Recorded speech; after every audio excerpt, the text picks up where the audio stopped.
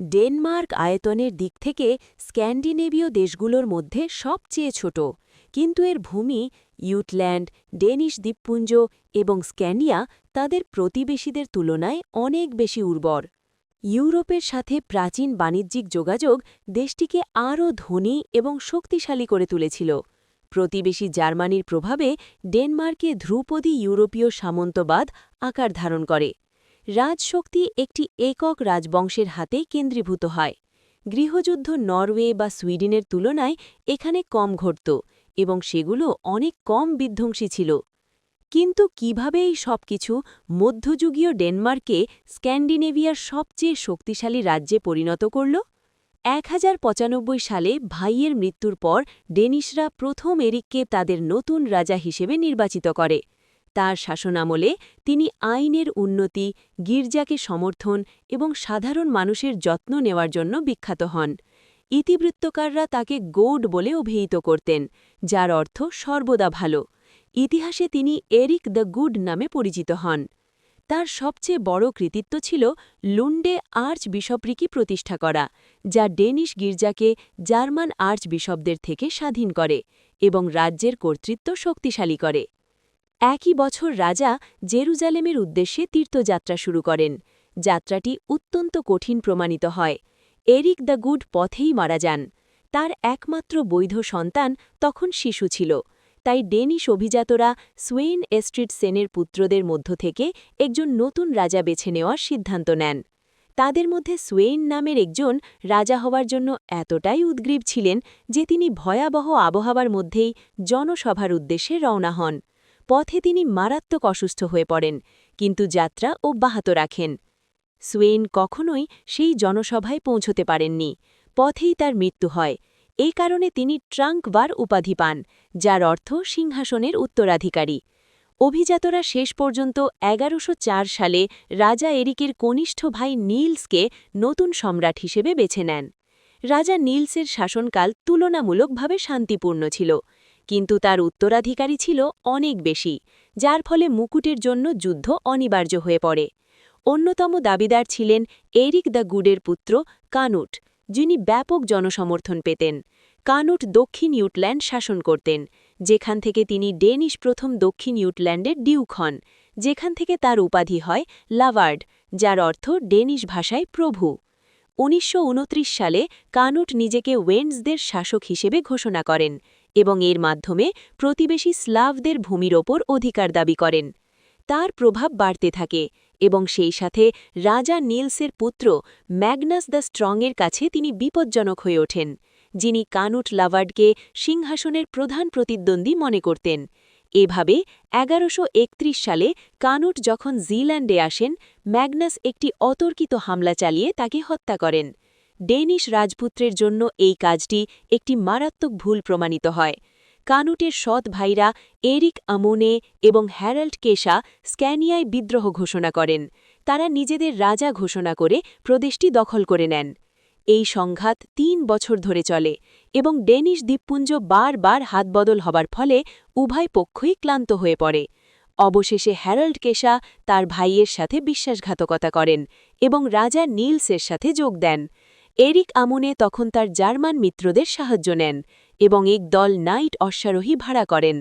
তাদের সমর্থনে তিনি ফোর্ট উইকের যুদ্ধে একটি নির্ণায়ক বিজয় অর্জন করেন। যুদ্ধে ম্যাগনাস দ্য স্ট্রং নিহত হন, আর নিলস এবং হ্যারাল্ড পালিয়ে যান। কিন্তু বেশি দিনের জন্য নয়।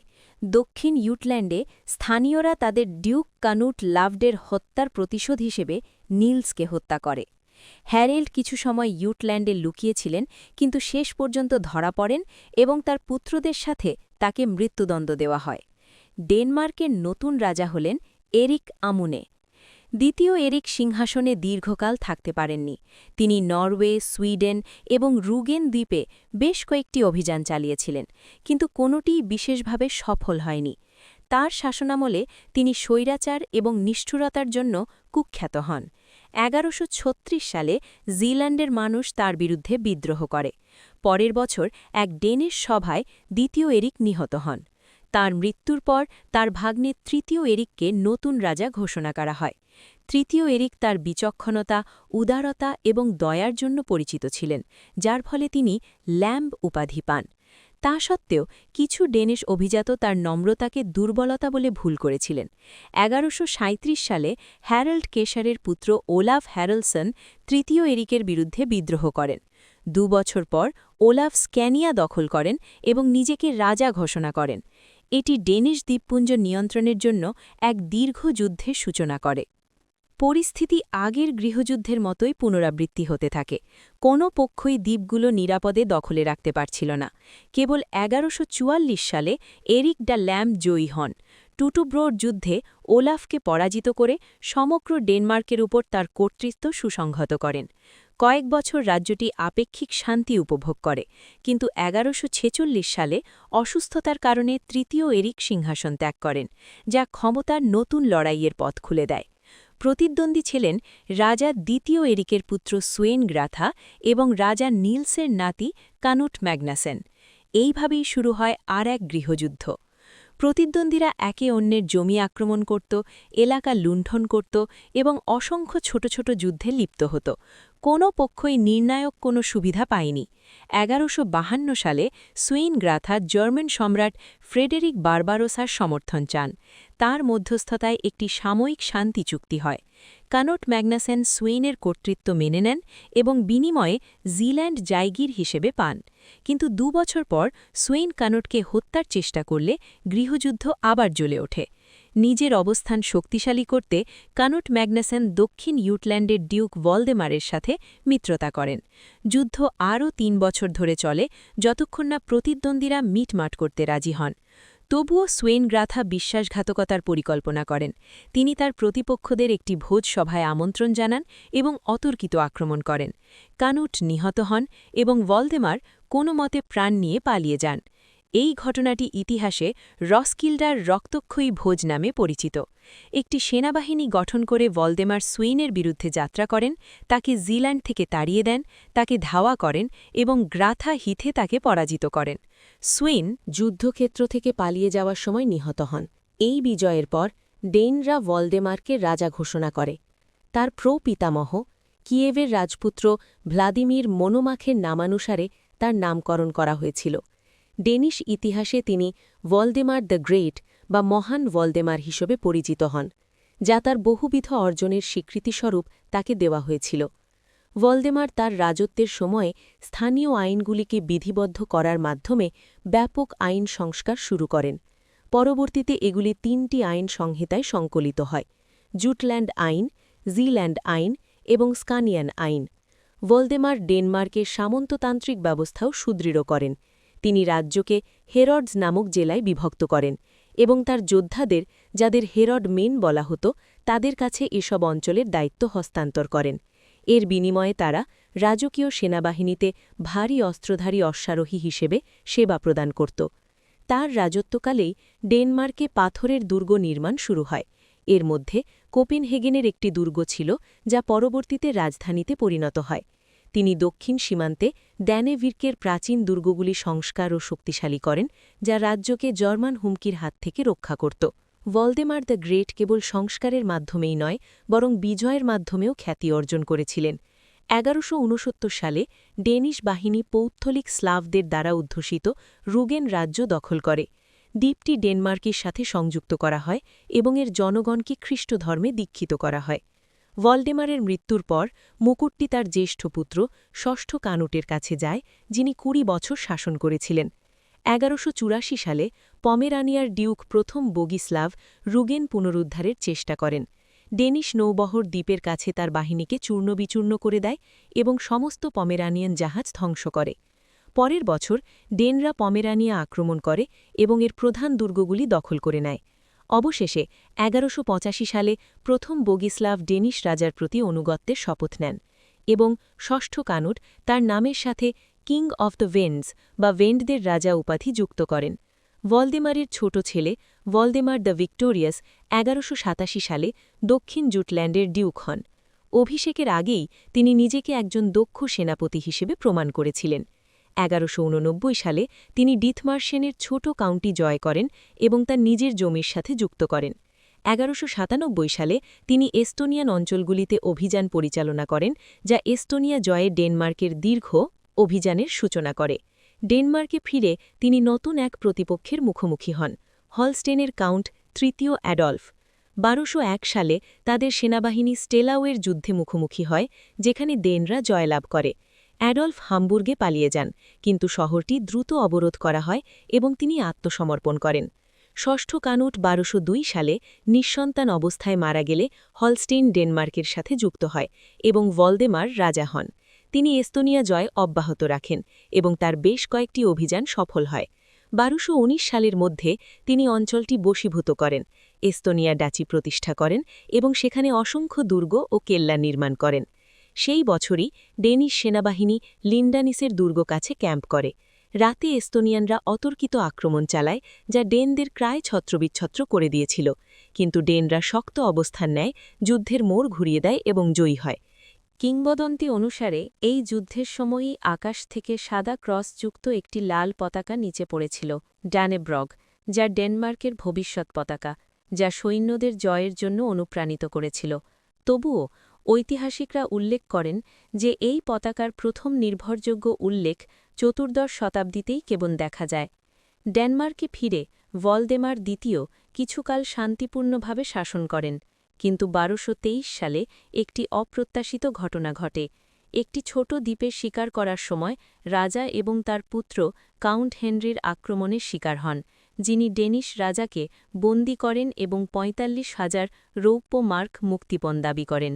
ডেনদের এই বিপুল অর্থ সংগ্রহ করতে হয়েছিল, যে প্রক্রিয়ায় 3 বছর সময় লেগেছিল, এবং এই পুরো সময়কালে রাজা বন্দিদশায় ছিলেন।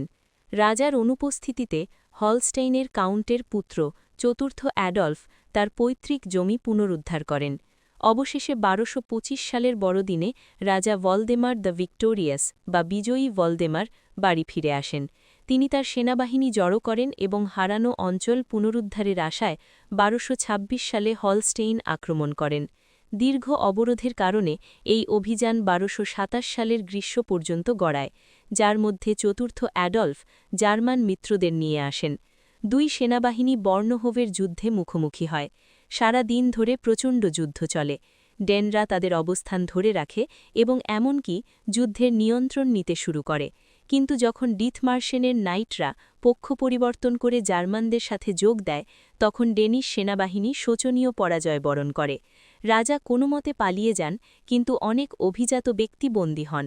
ভলদেমার দ্বিতীয় শান্তি স্থাপন করতে বাধ্য হন। তিনি হলস্টেইন, পমেরানিয়া এবং সাময়িকভাবে এমনকি এস্তোনিয়াও ত্যাগ করেন। বন্দীদের মুক্তিপণের জন্য অর্থ ব্যয় করায় রাজকোষ খালি হয়ে যায়।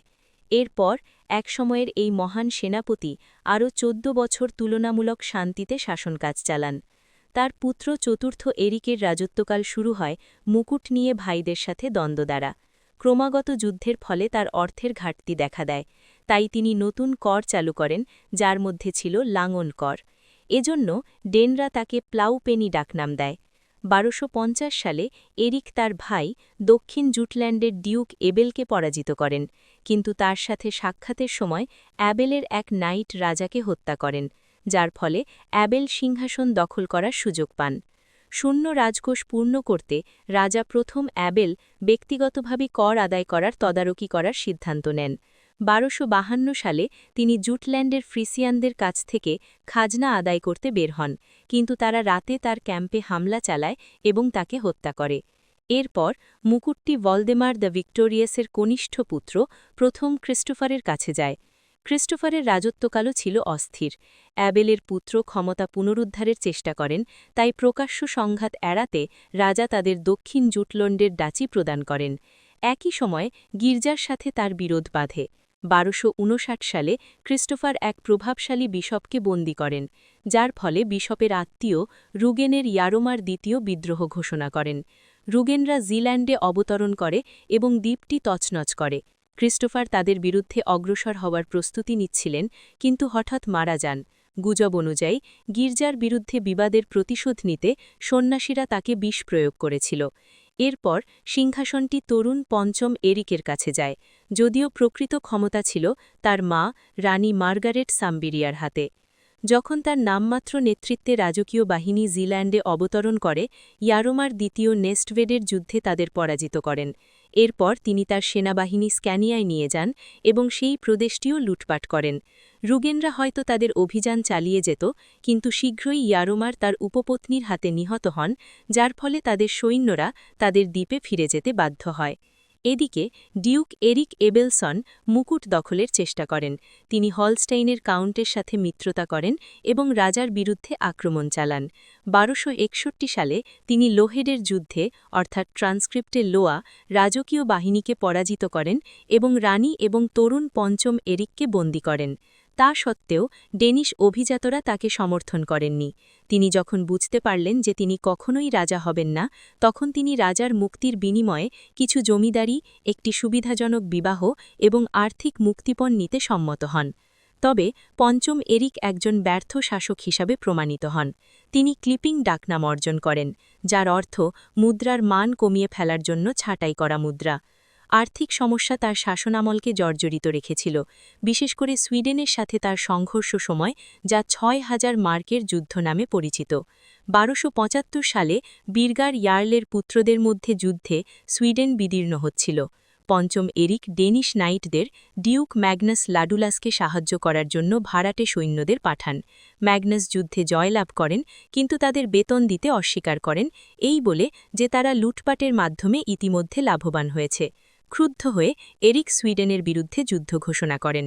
1377 সালে ড্যানরা স্মোল্যান্ড আক্রমণ করে এবং অল্প সময়ের জন্য তা দখল করে নেয়, কিন্তু 1 বছরের মধ্যেই সুইডিশরা প্রদেশটি পুনরুদ্ধার করে। এর পরপরই এরিক নিজে ড্যানিশ বাহিনীর নেতৃত্ব দিয়ে ওয়েস্টল্যান্ডে প্রবেশ করেন এবং বেশ কয়েকটি শহর দখল করেন। তথাপি রাজকোষ পুনরায় শূন্য হয়ে পড়লে সুইডিশরা তার মুখোমুখি হওয়ার আগেই তিনি গোটাল্যান্ড থেকে সেনাবাহিনী প্রত্যাহার করতে বাধ্য হন। 1288 সালে উভয় পক্ষ অবশেষে একটি শান্তি চুক্তি স্বাক্ষর করে। চুক্তি অনুযায়ী পঞ্চম এরিক 4000 মার্ক ক্ষতিপূরণ পান, কিন্তু যুদ্ধের প্রকৃত ব্যয় ছিল এর চেয়ে অনেক বেশি। ডেনমার্ক যা অর্জন করেছিল তার চেয়ে বেশি অর্থ তারা হারিয়েছিল। দুর্বল নেতৃত্বের কারণে পঞ্চম এরিক সর্বদা অভিজাতদের সাথে দ্বন্দ্বে লিপ্ত ছিলেন। 1282 সালে ড্যানিশ সামন্ত প্রভুদের চাপে তিনি ড্যান হফ অর্থাৎ ড্যানিশ অভিজাতদের একটি পরিষদ প্রতিষ্ঠা করতে সম্মত হন। ড্যানহফ রাজার ক্ষমতা সীমিত করে, সামন্ত প্রভুদের বিশেষ সুবিধা প্রদান করে এবং এমনকি ড্যানিশ অভিজাতদের সম্মতি ছাড়া রাজার যুদ্ধ শুরু করার ওপর নিষেধাজ্ঞা জারি করে। ড্যানিশ ইতিহাসে এটিই ছিল প্রথম ঘটনা যেখানে রাজার ক্ষমতা আইনগতভাবে সীমাবদ্ধ করা হয়েছিল। এমন ছাড় দিয়েও পঞ্চম এরিক ড্যানদের কাছে জনপ্রিয় হতে পারেননি। 1286 সালে একটি শিকার অভিযানের সময় রয়্যাল মার্শাল স্টিগ অ্যান্ডারসনের নেতৃত্বে একদল ষড়যন্ত্রকারী তাকে হত্যা করে। এরপর ষড়যন্ত্রকারীদের রাজ্য থেকে বহিষ্কার করা হয় এবং তারা নরওয়েতে আশ্রয় নেয়। নরওয়েজিয়ানরা 4টি সামরিক অভিযান পরিচালনা করে, যার মাধ্যমে তারা উপকূলীয় এলাকা তছনছ করে এবং ড্যানিশ শহরগুলো দখল করে নেয়। এই সংঘাত প্রায় 7 বছর ধরে চলে এবং 1296 সালে শেষ হয়, যখন ডেনমার্ক উত্তর হাল্যান্ডের জমি নরওয়েকে ছেড়ে দেয়। পরবর্তী প্রজন্মের কাছে এই যুদ্ধ আইন ভঙ্গকারীদের যুদ্ধ হিসেবে পরিচিতি পায়, কারণ ডেনমার্ক থেকে নির্বাসিত অভিজাতদের কারণেই এর সূত্রপাত হয়েছিল। পঞ্চম এরিকের উত্তরসূরি তার পুত্ররাও ডেনমার্কের অযোগ্য শাসক ছিলেন। ষষ্ঠ এরিক তার যৌবনে বিশপদের সাথে শত্রুতা তৈরি করেছিলেন। 1299 সালে তাকে চার্চ থেকে ধর্মচ্যুত করা হয় এবং তাকে 40,000 মার্কের বিশাল মুক্তিপণ দিতে হয়। এই অর্থ সংগ্রহের জন্য রাজা ঋণে ডুবে যান। 1302 সালে এরিক জার্মান বাণিজ্য নগরী রোস্টক দখল করেন, যা ডেনমার্ককে জার্মান প্রভুদের সাথে দীর্ঘস্থায়ী সংঘাতে জড়িয়ে দেয়, ইতিহাসে যা উত্তর জার্মান মার্গ্রেভদের যুদ্ধ নামে পরিচিত। তিনি কখনোই বিজয় অর্জন করতে পারেননি, কিন্তু বিশাল পরিমাণ ঋণ জমিয়েছিলেন। এই ঋণের বোঝা এত বেড়ে গিয়েছিল যে তিনি নিজের জমি বন্ধক রাখতে বাধ্য হন। 1319 সালে যখন ষষ্ঠ এরিক মারা যান, তখনও যুদ্ধ চলছিল। সিংহাসন তার ছোট ভাই দ্বিতীয় ক্রিস্টোফারের কাছে যায়। কিংবদন্তি অনুযায়ী মৃত্যুর আগে ষষ্ঠ এরিক ভিক্ষা চেয়েছিলেন যেন ক্রিস্টোফার ছাড়া অন্য কেউ তার স্থলাভিষিক্ত হয়, কারণ ক্রিস্টোফার আগেই তার বিরুদ্ধে ষড়যন্ত্র করেছিলেন। তা সত্ত্বেও ড্যানিশ অভিজাতরা সিদ্ধান্ত নেয় যে দুর্বল এবং মেরুদণ্ডহীন ক্রিস্টোফার তাদের জন্য একজন সুবিধাজনক এবং অনুগত শাসক হবেন। কিন্তু নতুন রাজা দ্রুতই সমস্ত অভিজাতদের সাথে বিবাদে জড়িয়ে পড়েন। ১৩২৫ সালে পমেরেনিয়ান বাহিনী ডেনমার্ক থেকে রুগেন দ্বীপ দখল করে নেয়। ড্যানরা এমন রাজাকে সহ্য করতে নারাজ ছিলেন, তাই তারা তার বিরুদ্ধে বিদ্রোহ করেন। দ্বিতীয় ক্রিস্টোফার রাজকোষ সাথে নিয়ে দেশ থেকে পালিয়ে যান। ডেনমার্ক রাজাবিহীন হয়ে পড়ে এবং গভীর ঋণে নিমজ্জিত হয়। পাওনাদারেরা অর্থের পরিবর্তে জমি দাবি করতে শুরু করে। সবচেয়ে বেশি সুবিধা লাভ করেন হলস্টিনের কাউন্ট তৃতীয় গরহার্ড, যাকে ড্যানরা অবজ্ঞার সাথে টাকমাথা কাউন্ট বলে ডাকত। ১৩৩৬ সালে পরিস্থিতির সুযোগ নিয়ে তার সৈন্যরা জুটল্যান্ড দখল করে এবং তৃতীয় গরহার্ড ঋণ আদায়ের অধিকার বলে এটিকে নিজের সম্পত্তি ঘোষণা করেন। শীঘ্রই তিনি তার মিত্রদের মধ্যে ডেনমার্কের অন্যান্য জমি বিতরণ করতে শুরু করেন। ১৩২৯ সালে ক্রিস্টোফার ডেনমার্কে ফিরে আসেন এবং জিল্যান্ডের সমর্থন লাভ করেন। তিনি গারহার্ডের কাছ থেকে জুটল্যান্ড পুনরুদ্ধারের চেষ্টা করেন, কিন্তু ড্যানিবির্কের যুদ্ধে শোচনীয় পরাজয় বরণ করেন। কাউন্টের সৈন্যরা ড্যানদের ছত্রবিচ্ছত্র করে দেয় এবং ক্রিস্টোফার লল্যান্ড দ্বীপে লুকিয়ে থাকেন, যেখানে পরের বছর তিনি মারা যান। তার মৃত্যুর পর ডেনমার্ক ৮ বছর ধরে কোনো বৈধ রাজা ছাড়াই ছিল। দেশের প্রকৃত ক্ষমতা চলে যায় হলস্টিনের কাউন্ট তৃতীয় গারহার্ডের কাছে। তার নিয়ন্ত্রণ সুসংহত করার জন্য তিনি তার ভাইপো শ্লেসেভিগের তরুণ ডিউক ভোল্ডেমারকে ড্যানিশ সিংহাসনে বসান। ক্রিনিকলগুলোতে তাকে তৃতীয় ভোল্ডেমার হিসেবে উল্লেখ করা হলেও তিনি আনুষ্ঠানিকভাবে কখনোই রাজমুকুট পরেননি। ড্যানের কাছে তৃতীয় গারহার্ড চিরকাল নিষ্ঠুর স্বৈরাচারের প্রতীক ছিলেন। তিনি নির্মমভাবে জুটল্যান্ড লুটপাট করেন এবং যে জমি ধ্বংস করতে পারেননি সেগুলো শ্রেষ্ঠ বিক্রি করে দেন। এভাবেই ১৩৩২ সালে তিনি সুইডেনের কাছে স্কানিয়া বিক্রি করেন।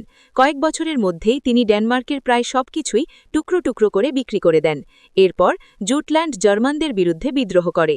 বিদ্রোহের অন্যতম নেতা ছিলেন একজন সাধারণ নাইট নিলস এবিসেন, যিনি পরে জাতীয় বীরে পরিণত হন। ১৩৪০ সালে যখন কাউন্ট গারহার্ড পুনরায় জুটল্যান্ড লুট করতে আসেন, নিলস এবং তার লোকেরা রাতে গোপনে তার আস্তানায় প্রবেশ করেন এবং ঘৃণিত টাকমাথা কাউন্টকে হত্যা করেন। দ্বিতীয় ক্রিস্টোফারের পুত্র প্রিন্স ভোল্ডেমার জার্মানিতে বেড়ে উঠেছিলেন।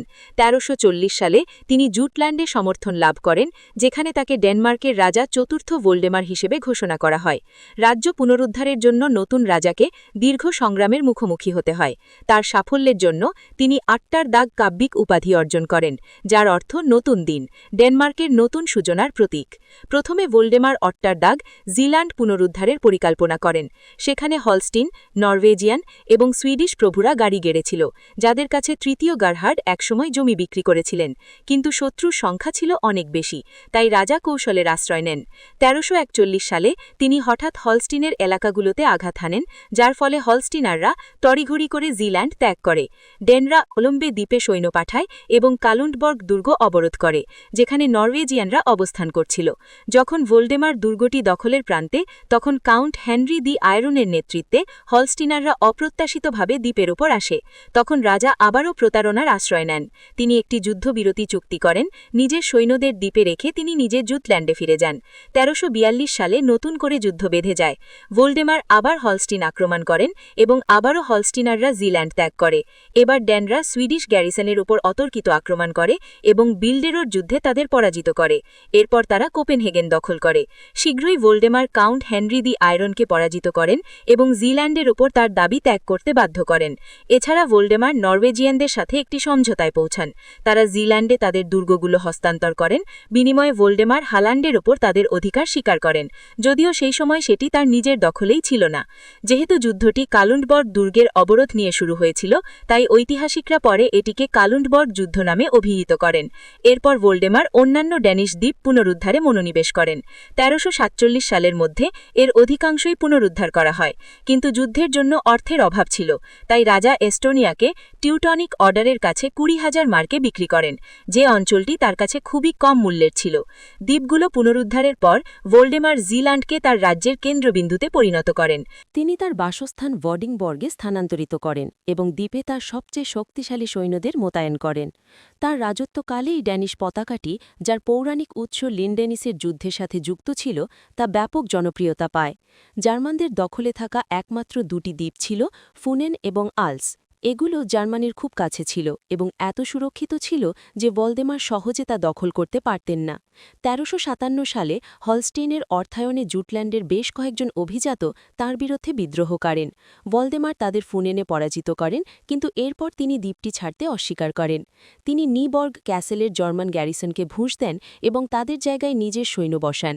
পরের বছর তিনি একই কৌশল ব্যবহার করে আলস দখল করেন এবং ১৩৬০ সালে রাজা বিদ্রোহী জুটল্যান্ড অভিজাতদের সাথে মিটমাট করে নেন। সমস্ত ড্যানিশ ভূমির মধ্যে কেবল স্ক্যানিয়া চতুর্থ ভলডেমারের নিয়ন্ত্রণের বাইরে ছিল। এটি সুইডিশ শাসনাধীন ছিল, কিন্তু সুইডেন তখন নরওয়ের সাথে একীভূত অবস্থায় বিশৃঙ্খলার মধ্যে ছিল। রাজা চতুর্থ ম্যাগনাস তার বড় ছেলের বিরুদ্ধে গৃহযুদ্ধের পর সম্প্রতি তার মুকুট ফিরে পেয়েছিলেন, তাই সুইডেন ডেনমার্কের সাথে পুনরায় যুদ্ধ করার অবস্থানে ছিল না। ফলে ড্যানরা প্রায় বিনা বাধায় স্ক্যানিয়া দখল করে। অনেক শহরের গ্যারিসন রাজা ম্যাগনাসের ক্রোধের ভয়ে তাদের দরজা খুলে দেয়, যার বিরুদ্ধে তারা কিছুদিন আগেই যুদ্ধ করেছিল। ভলডেমার স্ক্যানিয়াতেই থামেননি। ১৩৬১ সালে তিনি একটি নৌবহর জড়ো করেন এবং গটল্যান্ডের উদ্দেশ্যে রওনা দেন। পথে তার বাহিনী ওল্যান্ড দ্বীপে অবতরণ করে এবং দ্রুত তা দখল করে নেয়। গটল্যান্ডে তারা স্থানীয় মিলিশিয়া বাহিনীর মুখোমুখি হয়। ভিসবির রক্তক্ষয়ী যুদ্ধে দ্বীপের প্রায় সকল রক্ষক নিহত হয়। এরপর ডেনরা শহরে হামলা চালায় এবং দখল করে নেয়, এবং শীঘ্রই পুরো দ্বীপটি তাদের নিয়ন্ত্রণে চলে আসে। সুইডিশ রাজা চতুর্থ ম্যাগনাস তখন সাহায্যের জন্য হ্যানশিয়াটিক এইগ, জার্মান বাণিজ্য নগরীগুলোর কনফেডারেশনের কাছে আবেদন করেন। গটল্যান্ড ছিল একটি প্রধান লজিস্টিক কেন্দ্র এবং ভিসবি ছিল লীগের অন্যতম বাণিজ্যিক অংশীদার, তাই ডেনমার্কের বিরোধিতা করা তাদের জন্য যৌক্তিক ছিল। পরের বছর চতুর্থ ভলডেমার ৭৭টি চিঠি পান, প্রতিটি ভিন্ন ভিন্ন শহর থেকে, যারা তার বিরুদ্ধে যুদ্ধ ঘোষণা করেছিল। তিনি তাদের উপহাস করে বলেন যে ৭৭টি রাজহাঁস এবং ৭৭টি মুরগির কোনো মূল্য নেই, এবং প্রথমে মনে হয়েছিল ডেনিশ রাজাই সঠিক। হ্যানশিয়াটিক নৌবহর ডেনমার্ক আক্রমণ করে, কিন্তু ভলডেমার ওরেসুন্ড প্রণালীতে তাদের চূর্ণবিচূর্ণ করে দেন। তবে সেই যুদ্ধে রাজার একমাত্র পুত্র নিহত হন। হ্যানশিয়াটিক লীগ তখন এই অঞ্চলের সবচেয়ে ধনী শক্তি ছিল। তারা প্রায় সমস্ত বল্টিক বাণিজ্য নিয়ন্ত্রণ করত এবং যুদ্ধ চালিয়ে যাওয়ার সামর্থ্য ছিল। ডেনমার্কের মতো তাদের অর্থের অভাব ছিল না। হ্যানশিয়াটিক শহরগুলো জার্মান, সুইডিশ এবং বল্টিক ভাড়াটে সৈন্যদের নিয়োগ করত। তারা বড় যুদ্ধ এড়িয়ে চলে এবং এর পরিবর্তে অতর্কিত হামলা এবং লুটপাটের অভিযান চালানো পছন্দ করে। ১৩৬৮ সালে এই দলগুলো কোপেনহেগেন লুট করে, যা তখন ডেনমার্কের অন্যতম ধনী শহর ছিল। অধিকন্ত হ্যানশিয়াটিক লীগ হলস্টেইন এবং মেকলেনবার্গের সাথে মিত্রতা করে, যারা উভয়ই ডেনমার্কের কিছু জমি দখলের আশায় যুদ্ধ ঘোষণা করে। শেষ পর্যন্ত হ্যানশিয়াটিক শহরগুলো চতুর্থ ভলডেমারের বিরুদ্ধে ডেনিশ অভিজাতদের বিদ্রোহে অর্থায়ন করে, যা রাজাকে দেশ ছেড়ে পালাতে বাধ্য করে। ১৩৭০ সালে রাজা চতুর্থ ভলডেমার স্ট্রালসুন্ডে হ্যানশিয়াটিক লীগের সাথে একটি শান্তি চুক্তি স্বাক্ষর করতে বাধ্য হন। হ্যানশিয়াটিক ব্যবসায়ীরা ডেনমার্কের সাথে বাণিজ্যে অসংখ্য অধিকার এবং সুযোগ সুবিধা পায়, এবং তাদের জন্য সবচেয়ে গুরুত্বপূর্ণ ছিল রাজ্যের অভ্যন্তরীণ বিষয়ে হস্তক্ষেপ করার অধিকার। ১৩৭৫ সালে যখন ভলডেমার মারা যান, তখন ড্যানিশ মুকুট তার তরুণ নাতি দ্বিতীয় ওলাফের কাছে যায়। তিনি নরওয়েজিয়ান রাজার পুত্র ছিলেন, ফলে ১৩৮০ সালে তিনি নরওয়ের মুকুটও উত্তরাধিকার সূত্রে পান। এইভাবে দুটি রাজ্য এক শাসকের অধীনে আসে। পুরো মধ্যযুগ ধরে ডেনমার্ক গৃহযুদ্ধ এবং প্রতিবেশীদের সাথে সংঘর্ষ সহ্য করেছে। এই সময় উত্তরের ছোট রাজ্যটি ইউরোপের একটি শক্তিশালী সামন্ততান্ত্রিক রাষ্ট্রে পরিণত হয়। এর গৃহযুদ্ধগুলো ছিল তুলনামূলক সংক্ষিপ্ত এবং প্রতিবেশীদের তুলনায় অনেক কম ধ্বংসাত্মক, এবং যদিও রাজ্যের ইতিহাসে এমন মুহূর্ত ছিল যখন এটি পতনের প্রান্তে দাঁড়িয়েছিল, তবুও ডেনমার্ক তার শক্তি জাহির করতে এবং সীমা পরীক্ষা করতে সক্ষম হয়েছিল। সেই কারণে স্ক্যান্ডিনেভিয়ান দেশগুলোর মধ্যে সবচেয়ে শক্তিশালী এই দেশটি কালমার ইউনিয়ন গঠনে অগ্রণী ভূমিকা পালন করে। ডেনমার্ক সেই রাজনৈতিক কেন্দ্রে পরিণত হয় যাকে ঘিরে স্ক্যান্ডিনেভিয়ান রাজ্যগুলো একত্রিত হয়েছিল।